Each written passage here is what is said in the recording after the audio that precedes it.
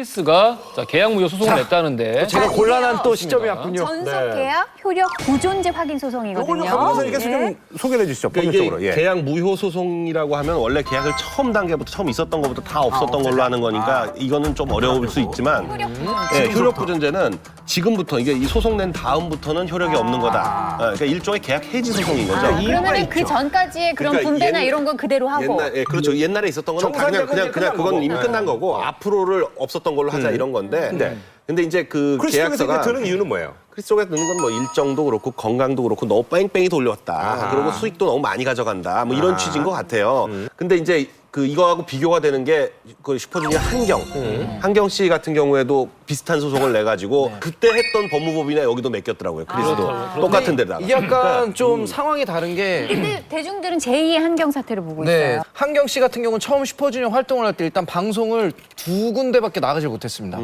일단 뭐 외국인이라는 이유로만이었는지 굉장히 한경 씨가 활동하기 힘든 상황이 좀 그랬죠. 상황이 너무 많았습니다. 사실 그런 결정을 내렸던 게 사실 이제 외로움도 좀 있었을 거라고 좀 보거든요. 그래서 그런 것들을 보완하기 위해서 XOK, XOX. 그래서 이제 중국인 멤버를 한 뭐 4명 정도 이제 영입을 해서 그랬는데 그러니까 이게 김구라 씨 말이 맞는 게 한경 씨의 사태를 겪고 그러면서 좀 더 보강을 해보자 해서 엑소 K와 M을 나눠서 중국인 친구들과 해서 함께 했는데도 사실 이 크리스 사태라고 하죠. 이 크리스 사태 같은 경우는 팬들과 어떤 그런 믿음을 저버렸다는 게 문제가 아닐까 싶은 게 당장 콘서트가 일주일을 남겨놓고 모든 동선과 안무와 그리고 음악 녹음을 다 해놓은 상태에서 코도 다 갑자기 이렇게 팔렸다며요. 네 갑자기 이렇게 나가버렸다는 거는 안무를 바꾸고 이러는데 어마어마한 시간과 돈이 들지 않나요? 지금 다 뒤집어졌죠. 그리고 음악적인 녹음도 지금 다시 다 뒤집어졌고요. 동선도 엑소 같은 경우는 6명 맞춰서 하는 안무들이 있는데 그것도 다 뒤집어졌고 또 기다렸던 팬분들에 대한 약간 예의가 아니지 않나 저는 이런 쪽으로 약간 다가가고 싶거든요. 어떻게 보면 약간 예언을 했을 수도 있는 게 우리가 미리 생각을 했을 수도 있는 게 그 전부터 사건 사고가 좀 있었어요. 내부적으로도 자잘한 내부적인 문제가 그래서 있었군요. 이거는 팬분들도 알고 있는 부분인데 무대에서 갑자기 사라진다거나 활동을 해야 되는데 갑자기 회사에 안 나타난다거나 회의를 갔다가 그럼 귀국을 크리스의 능력이 비행인 게 그런 이유인 겁니까? 소름 돋아. 그 크리스라는 자기 능력 친구는 발휘하는 거 아니야? 중국에 가 있는 거죠. 지금 현재 아마도 중국에 지금 있는 것 같아요. 중국에 있고 웨이보에 소송은 의견을 남겼죠? 소송은 한국에서 냈는데 이게 좀 하도 이제 해외에서 활동하는 뮤지션들이 많다 보니까 이런 일들이 비일비재하게 벌어지는데 그렇다고 하더라고요. 이제 현장에서 공연을 해요. 근데 자기의 손짓 하나하나에 10만 명이 막 왔다 갔다 해요.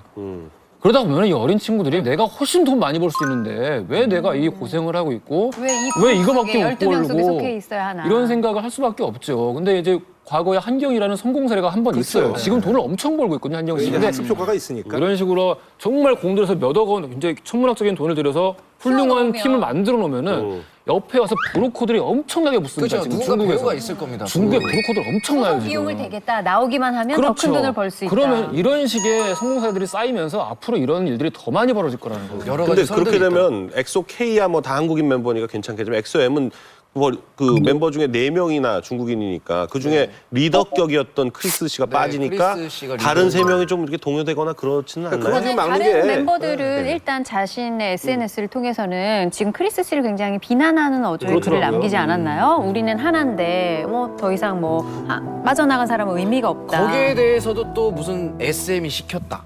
그 글에 그런 애들 대해서도 많더라고. 이런 얘기들이 굉장히 많은데 근데 배신감이 들 수밖에 없을 것 같고 또 같이 이렇게 어렵게 활동하던 사람들인데 그렇죠. 힘들게 오랜 시간을 같이 했고 노력도 했고 근데 막 그런 식으로 속보가 막 쏟아지다가 막 뭐가 굵직하게 나오길래 뭔가 하고 딱 봤더니 이 크리스 인스타그램 언팔했다.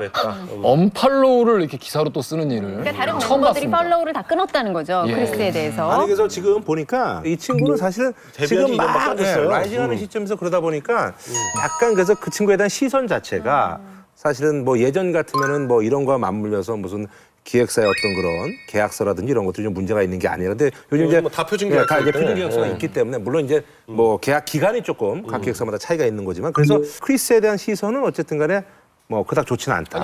지금 가장 속상한 건 사실 팬들과 멤버들이겠죠. 네.